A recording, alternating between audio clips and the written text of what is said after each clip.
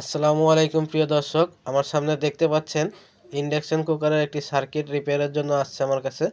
তো এটি একটি টেকনিশিয়ান ভাই নিয়ে আসছেন রিপেয়ার করার জন্য। উনি এখানকার যে কন্ট্রোলার আইসি থাকে, আইসিটা খুলে ফেলেছেন, দেখতে পাচ্ছেন এই আইসি। তো এই আইসিটা ওনার হাতেই নষ্ট হয়েছে, উনি আমাকে জানিয়েছেন। তো ইন্ডাকশন যখন রিপেয়ারের জন্য আসছিল, কাস্টমার জানিয়েছিল যে শুধু E0 প্রবলেমটা আছে, রান্না হয় না, হিট হয় না, E0 দেখায়। তো উনি E0 রিপেয়ার করতে যেয়ে আইসিটা মূলত শর্ট করে নষ্ট করে ফেলেছেন। পরে আমার কাছে নিয়ে আসছেন রিপেয়ারের জন্য। তো এই ইন্ডাকশন কুকারে এই আইসিটি আসলে নষ্ট হয়ে গেছে না ভালো আছে, এটা আমি আপনাদের দেখাবো চেক করে কীভাবে চেক করতে হয়, এবং এর E0 প্রবলেমটাও রিপেয়ার করে দেখাবো ইনশাল্লাহ। আর এখন কোনো আলো নেই ডিসপ্লেতে, ফুললি ডেড অবস্থায় আসছে আমার কাছে। তো এই আইসিটি আমি আগে লাগিয়ে দিব। যদি এই আইসি নষ্ট থাকে আমি পরে খুলে চেঞ্জ করব, কিন্তু আগে এই আইসিটি এখানে লাগাতে হবে। তো এই আইসি কীভাবে লাগিয়ে চেক করতে হয় সেটা আমি স্টেপ বাই স্টেপ আপনাদের দেখাবো। আপনারা যারা নতুন টেকনিশিয়ান ভাই আছেন, ভিডিওটা শেষ পর্যন্ত দেখবেন। দেখেন আইসির এখানে একটি কাটা চিহ্ন আছে এবং সার্কিটেও একটি চিহ্ন দেওয়া থাকে। তো এই চিহ্নর সাথে মিলিয়ে এখানে আইসিটি লাগিয়ে দিবেন। কখনো যদি আইসি খোলেন, আইসি লাগানোর সময় এইভাবে দেখে লাগাবেন। যদি আইসি উল্টা লাগাই দেন তাহলে ভালো আইসি কিন্তু নষ্ট হয়ে যাবে। তো আমি ডিসপ্লেটি আলাদা করে রেখে দিচ্ছি। আগে এই মেন পিসিবি বোর্ডটা আগে ওকে করব। আমি বিভিন্ন ভোল্টেজটা মাপবো। বিভিন্ন জায়গায় বিভিন্ন ধরনের ভোল্টেজ থাকে, সেই ভোল্টেজগুলো কীভাবে মাপতে হয় স্টেপ বাই স্টেপ দেখাবো আপনাদের। তো দেখেন আইসিটি আমি আগে সোল্ডারিং করে নিচ্ছি ভালোভাবে। আজকের এই ভিডিও থেকে অনেক কিছু শিখতে পারবেন, তাই অনুরোধ করবো ভিডিওটা কেউ টেনে টেনে দেখবেন না। আর এখনও যারা আমার চ্যানেলটি সাবস্ক্রাইব করেননি, প্লিজ চ্যানেলটি সাবস্ক্রাইব করে বেল আইকন অন করে দিন, এরকম নতুন নতুন শিক্ষণীয় ভিডিও সবার আগে পাওয়ার জন্য। আর যারা আগে থেকে সাবস্ক্রাইব করে রেখেছেন তাদেরকে অসংখ্য ধন্যবাদ। আমাদের এই চ্যানেলে ভিডিও বানানো হয় শুধু নতুন টেকনিশিয়ানদের জন্য, যারা নতুন করে কাজকাম শিখতেছেন তাদের জন্য ভিডিও বানাই। আমাদের চ্যানেলে কোনো ফেক ভিডিও পাবেন না, সমস্ত ভিডিও রিয়েলি আছে। আপনারা যারা কাজ শিখতেছেন তারা কমেন্টে করবেন আমাকে যে স্যার আমি কাজ শিখতে পারছি, যদি কিছু না বুঝতে পারেন তাও আমাকে জানাবেন, আমি আপনাদের বুঝিয়ে দেওয়ার চেষ্টা করবো ইনশাল্লাহ। আর ভিডিওতে লাইক দিবেন, বেশি বেশি লাইক দিবেন, আমাকে উৎসাহিত করবেন। আমি এরকম কষ্ট করে নতুন নতুন ভিডিও আরও বানিয়ে দিব আপনাদের জন্য, যেন আপনারা আরও ভালোভাবে শিখতে পারেন। ইন্ডাকশান কুকারের অনেক প্রবলেম আছে, অনেক প্রবলেমের ভিডিও আপনারা পাবেন, কিন্তু আমার ভিডিওগুলোয় লাইক দিতে হবে। আমি দেখি, ফলো করি যে আপনারা অনেক ভিডিও দেখেন কিন্তু ভিডিওতে লাইক থাকে না, এটা খুব কষ্টের বিষয়। আমি কত কষ্ট করে ভিডিও আপনাদের জন্য বানাই, অথচ আপনারা ভিডিওতে লাইক দেন না। লাইক না দিলে আপনারাই কিন্তু লসে পড়বেন, কারণ এই ভিডিওগুলো ইউটিউব আর আপনাদের কাছে দিবে না। এজন্য বলি ভিডিওতে একটি লাইক দিয়ে রাখবেন, প্রত্যেকটা ভিডিওতে লাইক দিবেন, তাহলে ইউটিউব আপনাদের কাছে আবার এই ভিডিওগুলো রেকমেন্ড করবে, নতুন ভিডিও আপলোড দেওয়ার সাথে আপনাদের কাছে যাবে। তাই আমি আবারও অনুরোধ করছি আমার ভিডিওতে লাইক দিবেন। দেখতে পাচ্ছেন মিটারে কিন্তু কোনো ভোল্ট দেখাচ্ছে না, এখানে মিটারটি দৌড়ে বেড়াচ্ছে, মিটারের রিডিংটি আপ ডাউন করতেছে। তো এখানে অ্যাকুরেট কোনো ভোল্টেজ পাচ্ছি না।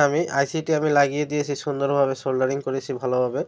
তো এখানে ভোল্টেজ আসার কথা, দেখেন ডিসপ্লেতে কোনো ভোল্টেজই নাই, তা ডিসপ্লে অন হবে কি? ডিসপ্লেতে ভোল্ট নেই কেন? ডিসপ্লে অন করার জন্য 5 ভোল্টের দরকার হয়। তো আমি পাওয়ার কোডটি খুলে আবারও ডিসপ্লে সরিয়ে আমি এখানে মেন পিসি বোর্ড থেকেই ভোল্টেজটি মেপে আপনাদের দেখাবো ক্লিয়ার করে। তো এখানে দেখেন, এখানে এই পাশ থেকে যে ভোল্টেজগুলো ডিসপ্লেতে যায় তা আমি ডিসপ্লেটি আউট করে দিয়েছি, এজন্য এখানে ভোল্টেজটি আমি ডিসি রেঞ্জে রেখে ভোল্টেজটি মেপে দেখাচ্ছি আপনাদের।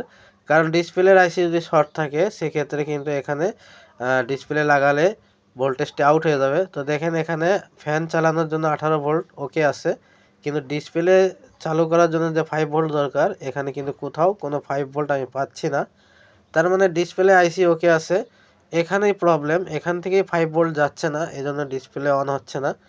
তো এখানে 5 ভোল্ট যেখানে তৈরি হয় এই কন্ট্রোলার আইসিতে যায় 5 ভোল্ট এবং এই ডিসপ্লেতে আসে 5 ভোল্ট। তো এই 5 ভোল্ট এখানে নেই, সেজন্য ডিসপ্লে অন হচ্ছে না। তো 5 ভোল্ট যেখানে তৈরি হয় আমি সেখানে ভোল্টেজটি মেপে দেখাচ্ছি, এখানে 19 ভোল্ট 18 ভোল্ট দেখাচ্ছে কুলিং ফ্যানের জন্য, আর এখানে কোনো ভোল্টেজ নাই। তো এখানে একটি 7805 ট্রানজিস্টর থাকে, এখানে 9 ভোল্ট 10 ভোল্ট ঢোকে আর 5 ভোল্ট বের হয়। তো দেখেন এখানে 7 ভোল্ট ঢুকতেছে, কিন্তু ভোল্টেজটি আউট হচ্ছে অনলি 0.1। দেখতে পাচ্ছেন 1.23 এরকম ভোল্টেজ দেখাচ্ছে, মানে 1 ভোল্ট আধা ভোল্টের মতো ভোল্টেজ আছে। তো এইখানে 7805 যে এই যে ট্রানজিস্টরটি আছে, এই ট্রানজিস্টরে 9 ভোল্ট থেকে 10 ভোল্ট ঢুকবে, 3 নাম্বার লেগ থেকে 9 থেকে 10 ভোল্ট ঢুকবে এবং মাঝখানে গ্রাউন্ড, আর 1 নাম্বার লেগ থেকে 5 ভোল্ট আউট হবে, কিন্তু এই 5 ভোল্ট আউট হচ্ছে না। তো আমি এখানে যে ট্রানজিস্টরটি আছে মানে রেগুলেটর ট্রানজিস্টর 7805, এই ট্রানজিস্টরের কাজ হচ্ছে 9 ভোল্ট 10 ভোল্ট যাই নিবে 5 ভোল্ট করে দিবে। তো এই ট্রানজিস্টরটি নষ্ট আছে, সেজন্য এখানে 5 ভোল্ট হচ্ছে না। তো আমি এটি খুলে নিচ্ছি।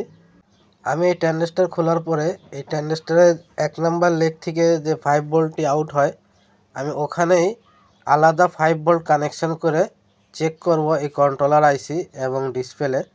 যদি কন্ট্রোলার আইসিটি ভালো থাকে তাহলে এখানে 5 ভোল্ট দেওয়ার সাথে সাথেই ডিসপ্লেতে আলো চলে আসবে।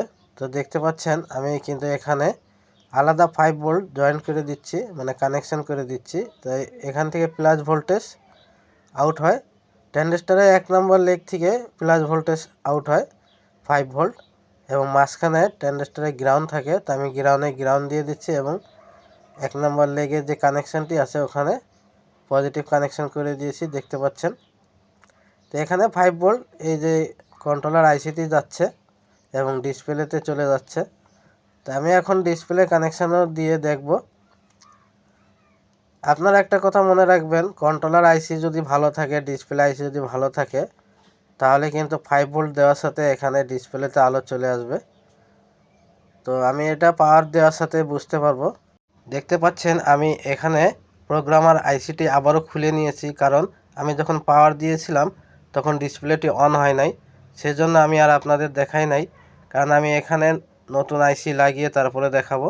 তো এখন যে আইসিটি আমি লাগাচ্ছি এই আইসিটি নাম্বার এবং আগের যে আইসির নাম্বার ছিল সেম নাম্বারের আইসি লাগিয়ে দিচ্ছি, এবং আইসির সাথে বেস দেখতে পাচ্ছেন এই বেস সহ আমি লাগাচ্ছি, কারণ আইসি যদি আবার নষ্ট হয় তাহলে যেন খুলতে কষ্ট না হয়, সেজন্য বেস সহ লাগিয়ে দিচ্ছি।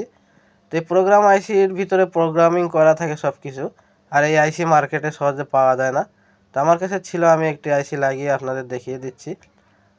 তো এই প্রোগ্রাম আইসিটি সমস্যা থাকলে ডিসপ্লে কখনো অন হবে না, ভোল্টেজ ড্রপ করবে। তো আইসিটি লাগানো হয়ে গেছে, আমি ভালোভাবে কানেকশন করে দিয়েছি। এখানে 7805 ট্রানজিস্টর রেগুলেটর ট্রানজিস্টরটিও লাগিয়ে দিয়েছি।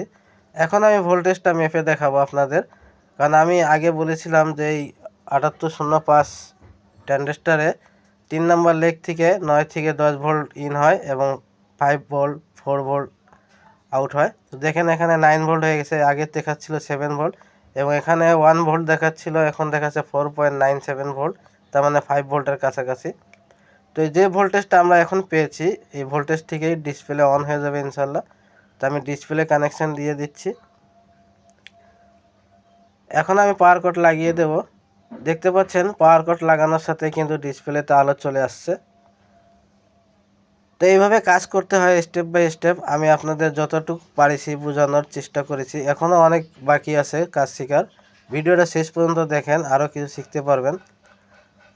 তো আমি পাওয়ার কটটি খুলে নিয়েছি, কারণ আমি এখানে কয়েল সংযোগ করব, তারপরে কয়েলের যে সেন্সর থাকে সেন্সরটিও কানেকশন করে দিচ্ছি। এর যে E0 প্রবলেমটি ছিল সেটা এখন রিপেয়ার করা বাকি, সেজন্য আমি এখানে পুরোপুরি কয়েল টয়েল লাগিয়ে এখন আবারও আমি পাওয়ার কটটি লাগিয়ে দিব। তো দেখেন এখানে ফ্যানের কানেকশান, কয়েলের কানেকশান, ডিসপ্লে কানেকশান, সমস্ত কানেকশান ওকে। এখন আমি এখানে একটি স্টিলের বাটি দিয়ে পাওয়ার কটটি লাগিয়ে দিচ্ছি। তো মিটারের দিকে ফলো করেন, সব কিছু 0 0 আছে। এখন চুলাটা অন হলে অ্যাম্পিয়ার দেখাবে। তো আমি এখান থেকে অন করে দিচ্ছি। তো দেখতে পাচ্ছেন চুলাটি অন হয়ে গেছে, 900-তে হিট হচ্ছে।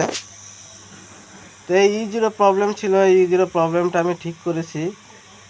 এত কিছু দেখাতে গেলে ভিডিও অনেক লম্বা হয়ে যাবে, আপনারা দেখতে দেখতে বোর হয়ে যাবেন। তো এই E0 কী কারণে আসতেছিল আমি সেটা বলে দিব, শর্টকাটে আপনারা বুঝে যাবেন। তো দেখতে পাচ্ছেন কোনোরকম কোনো সমস্যা নাই, চুলাটা ওকে। এইভাবে কাজ করতে হয়। E0 প্রবলেমটা কোথা থেকে আসতেছিল আমি সেটা দেখিয়ে দিচ্ছি আপনাদের। এখানে 7805 ট্রানজিস্টার নষ্ট ছিল, সেটা তো আমি চেঞ্জ করেছি, দেখতে পাচ্ছেন এই যে ট্রানজিস্টার। এরপরে এখানে প্রোগ্রামার আইসি, এটাও দেখতে পাচ্ছেন। E0 জন্য এই যে এই ট্রানজিস্টারটা 8550 ট্রানজিস্টার নষ্ট ছিল, সেজন্য E0 আসতেছিল।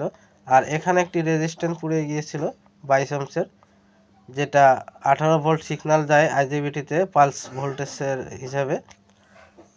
তো আমার ভিডিওটা ভালো লাগলে ভিডিওতে লাইক দিবেন, কমেন্ট করবেন, আপনারা কোনো কিছু জানার থাকলে আমি কমেন্টে রিপ্লাই দেবো ইনশাল্লাহ। আবার দেখা হবে নতুন কোনো শিক্ষণীয় ভিডিওর সাথে। সে পর্যন্ত সবাই ভালো থাকবেন, সুস্থ থাকবেন। আল্লাহ হাফেজ।